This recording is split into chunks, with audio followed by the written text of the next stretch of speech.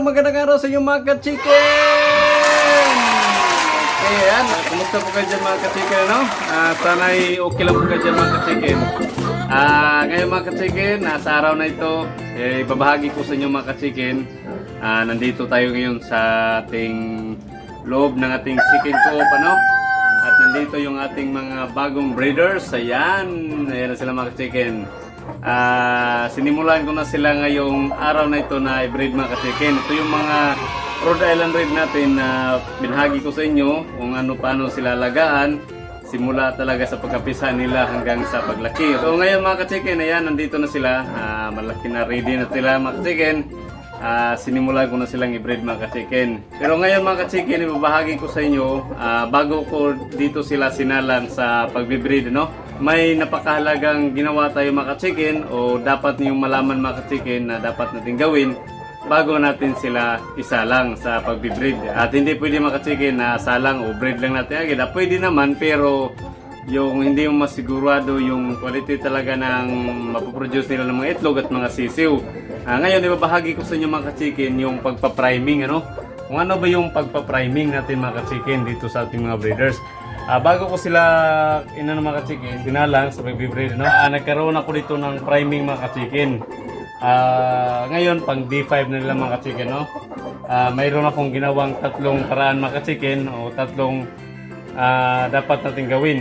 Babahagi ko sa inyo mga ka-chicken. Pero bago yan mga ka-chicken, kung hindi ka pa nakapag-subscribe dito sa channel, please do subscribe mga ka-chicken dito sa channel at hit the notification bell para updated kayo sa mga susunod nating i-upload ng mga videos tungkol dito sa pagmamanukan at iba pa mga ka-chicken. Ayan, simulan na natin mga ka-chicken. Una mga ka-chicken, sa pagpa-priming mga ka-chicken, yung ginawa ko dito sa kanila, ang D5 nila mga ka-chicken. Nung D1 mga ka-chicken, yung ginawa ko sa kanila ay nagkaroon tayo mga ka-chicken ng bacterial flushing. Itong bacterial flushing mga ka-chicken ay napakahalaga nitong gawin bago natin isalang sila sa pagbe-breed o kaya kung nagbabakuna tayo. Bacterial flushing mga ka-chicken ay pagpapainom natin sa kanila ng antibacterial sa ating mga alaga. Kahit wala silang sakit, wala tayong nakitang sakit sa kanila, kailangan natin bigyan sila mga ka-chicken para masigurado natin na ma-flush out yung mga bakterya kung may mga bakterya mang namumuo sa loob mga ka-chicken. Yung pagbabacterial flushing natin mga ka-chicken, binibigay natin yan isang araw hanggang 3 araw mga ka-chicken. Kung walang sakit yung mga manok natin mga ka-chicken, pwede natin silang bigyan ng isang tableta sa isang araw. 1 day lang yung pagbabacterial flushing natin. Mayroon tayong nabibili dyan sa mga poultry supply na mga antibacterial, yung mga kapsula, tablet, ganyan. Binibigyan natin ng mga ka-chicken. Pero kung may sakit yung mga alaga yung manok mga ka-chicken na binabacterial flushing nyo, bigyan nyo sila ng mga ka-chicken hanggang 3 o 5 araw kung medyo malala yung challenge ng sakit. Pero kung walang sakit, pwede lang isang araw mga ka-chicken. Nakita nyo mga ka-chicken, yung pagbabacterial flushing natin, ay pakita ko naman sa inyo ngayon mga ka-chicken, yung dito sa priming natin mga ka-chicken. Sa dito mga ka-chicken, yung ginawa ko dito ay nagkaroon ako sa kanila ng deworming. Pinapurga natin sa kanila sila, itong mga alaga natin. Ito ngayon mga chicken kasi magpupurga tayo. Napaka-importante po mga chicken yung pagpupurga, no, sa ating mga gagawing breeders o sa ating mga breeders bago natin isalang sa breeding. Kasi nakaka-stress din yan sa kanila o naapektuhan yung pangingitlog ng ating mga breeders kung marami silang bulate sa loob. Kaya para mas maganda yung pangingitlog nila, kailangan din natin sila purgahin. At yan po yung kasama sa pagpa-priming natin para tuloy-tuloy talaga yung pangingitlog ng ating mga manok na walang sagawal. Yan po yung kagandahan mga ka-chicken pag kinokondisyon muna natin o priming muna natin yung ating mga alaga bago natin isalang sa breeding. Madaling araw po ako nito nag-deworming sa kanila mga ka-chicken. Ayan mga ka-chicken, yung pangalawa, deworming. At saka yung pangatlo mga ka-chicken, makita nyo yung gagawin natin ay magkakaroon tayo dito sa kanila na delousing mga ka-chicken. Pinaliguan ko silang lahat mga ka-chicken, yung ating mga alagang manok na gagawin natin na i-breed natin. Yung ginawa ko mga ka-chicken ay pinaliguan ko sila lahat, no? Lahat, pati yung mga roster natin.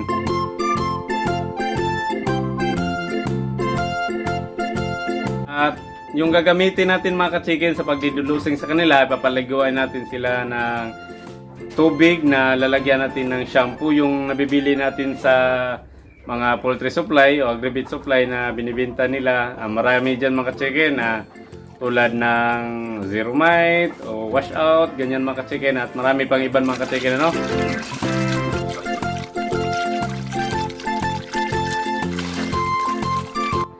At napakahalaga mga ka-chicken na magkaroon tayo ng delousing o sa pagpapaligo natin sa ating mga alagang manok, kasi naka-stress yan sa kanila kung may mga kuto sila sa kanilang balahibo. Naapektuhan mga ka-chicken yung pangingitlog ng ating mga inahin dahil nakaka-stress yung kung may mga kuto sila sa kanilang mga katawan o kanilang mga balahibo. Kaya dapat natin mga ka-chicken magkakaroon tayo ng delousing o pagpapaligo sa kanila.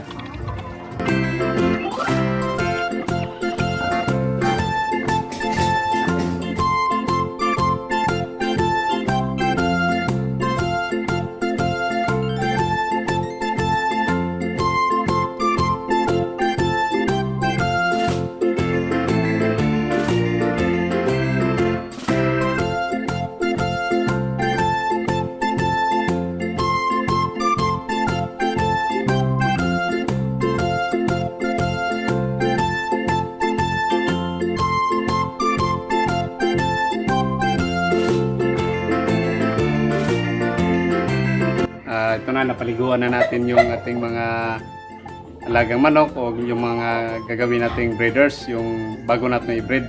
Tapos na natin ngayon yung delousing na part, no? Yan, pinapaliguan natin sila. Nandun sila sa likod. Dito ko muna sila nilagay sa labas para mainitan sila, madaling matuyo. Yan, kasama na din po yung mga tandang natin. Ito sila.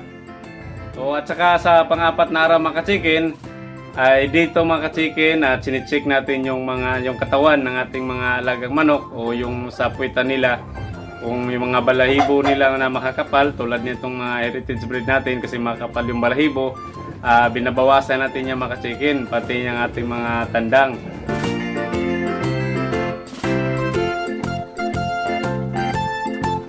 At saka yung mga natin mga ka-chicken, yung mga tanda natin ay kailangan putulin din natin yung halimbawa mahaba na yung mga tahid nila mga ka-chicken, ay kailangan natin yan bawasan kasi yan mga ka-chicken, isa din yan sa naka-stress sa ating mga alagang manok o yung mga babaeng inahin natin na kung anoan sila mga ka-chicken, magkakasta yung tandang sa kanila at nakatutusok sa likuran nila ay masasaktan yung ating mga inahin. Kaya napaka-importante mga ka-chicken na bawasan natin. Panoorin nyo muna mga ka-chicken yung ginawa natin kaninang umaga dito sa ating mga inahin at saka tandang yung pag-release natin sa kanila. Ayan mga ka-chicken. Ayan. Ready for breeding na tayo ngayon mga ka-chicken. Ihalo na natin itong mga tandang o lalagyan na natin ng mga tandang itong ating mga inahin dito mga ka-chicken. Mga gagawin natin mga breeders. Ayan na sila pinapalibutan na nila yung mga gwapo nating mga tandang. Ayan. Ayan sila. Parang excited na sila. Ayan mga ka-chicken. Sa 16 na inahin mga ka-chicken, babae dito na nagawa kong breeders ay naglagay din ako ng 3 tandang sa ratio mga ka-chicken ng 1:5 to 7. Yan yung ratio mga ka-chicken na mas maganda para maanuhan talaga lahat. Maganda yung magiging fertility nila. Kayo, napakawalan ko na ito mga ka-chicken. Excited na ba kayo? Ayan. Are you ready? Sige nga. Ayan sila. Sige na, maligaw na kayo. Para magkakastahan na. Ayan na. Sinimulan ng mga chicken. Uy. Parang nagsisilos yung dalawa. Nakauna na yung isa. Mga chicken. Simula na tayo sa pag-breeding sa kanila, no? Kasi papakastan ito nating mga inahin. At saka nasa kondisyon na din sila. Yan. Ayos na ayos mga ka-chicken. At doon nakahanda na yung pag-iitlogan nila. Kaya okay na okay. Yan. Niligaw na yung mga tandang natin mga ka-chicken. 3 tandang natin. Dito yung iba.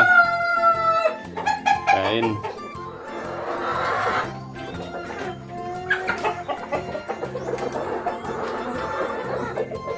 Yan. Yan sila. Nagliligawan na. Ayan mga ka-chicken, ano? Nakita niyo na yung ating pagpa-priming sa kanila dito sa ating mga inalagaan ng mga inahin. Yung binahagi ko sa inyo na simula day 1 talaga nila mga ka-chicken, ano? Pagkapisa talaga mula incubator hanggang paglaki ko na yung mga ginawa natin. Sa mga hindi pa nakapanood mga ka-chicken, panoorin nyo na lang, bisitahin nyo yung channel natin. Makikita nyo doon yung step by step na paggawa natin, pagbabakuna, at saka pag-change feeding natin, kung ano yung pinapainom natin na vitamins, yung kulungan, yung pailaw natin sa kanila. Panoorin nyo doon mga ka-chicken. Ito na mga ka-chicken, yan, nagsimula na tayo mag-breed dito sa ating mga alaga, no? Kaya ayos na ayos mga ka-chicken. Tingnan nyo natin ng gusto mga ka-chicken itong ating mga ginawang bagong breeders. Yan. Yan, ito na sa mga ka-chicken. Mayroon tayo dito mga ka-chicken na 16 na mga inahin at nilagyan ko ng 3 tandang. Yan, kasi yung magandang ratio talaga mga ka-chicken sa ating mga tandang 1:5 or hanggang 7 mga ka-chicken. Bali isang tandang sa 5 inahin hanggang 7 inahin. Kasi pag 10 mga ka-chicken na pwede naman, pero kaso lang na yung fertility nila hindi masyadong, ito talaga parang pulido yung nila. Kaya ito yung kagandahan mga ka-chicken, no? Ayan, 3 tandang yung nilagay ko dito mga ka-chicken. At ito yung mga tandang doon sa kaibigan ko. Yan, para iwas inbreeding tayo. Saka may naka-reserve din ako doon na iba pang tandang. Kung sakaling papahingahin ko itong mga tandang na ito mga ka-chicken sa pagpapakasta, no? Pag-breed dito. Ayan. Saka dito yung paitlugan nila mga ka-chicken. Ayan. Naka-ready na yan. Naglagyan ko ng damo. Ito yung damo mga ka-chicken dun sa pinag-grass katiran. At saka pinatuyo ko lang. Ito yung nilagay ko dito. Ito na. Ating mga pag-iitlogan nila. Pinaka nesting nila mga ka-chicken. Magandang pag-iitlogan nila yan. Makita nyo mga ka-chicken sa ayan pa mga ka-chicken, no? Nagkakastahan pa. Uy, pinagsilusan yung nag-aaway pa. Yan mga ka-chicken, balik tayo dito sa pinag-iitlogan mga ka-chicken, no? Yung makita nyo, 5 yan mga ka-chicken sa 16 na inahin. Yan din yung ginawa ko mga ka-chicken. Bali 1:3 yung nilagay ko na ratio yan, sakto na yung 5 sa kanila. Kung magdadagdag tayo ng inahin, pwede naman dudugtungan ko dito. Yan, may space pa. Saka ngayon mga chicken, yan lang muna, no? Ito na sila. Ayos na ayos mga chicken. Yan mga chicken, no? Yan yung ginawa natin sa pagpa-priming ng ating mga alaga. Bagot natin i-breed para maganda yung kalalabasan talaga. Sila din magiging healthy o kondisyon yung mga katawan nila mga chicken. Yan. Yung pagkainan natin mga chicken, nandito. Yan. Linalabas lang nila yung ulo nila. Doon tayo nagpapakain sa labas. Hindi na tayo pumapasok dito, no? Kung nagpapakain tayo mga alaga. Ayan.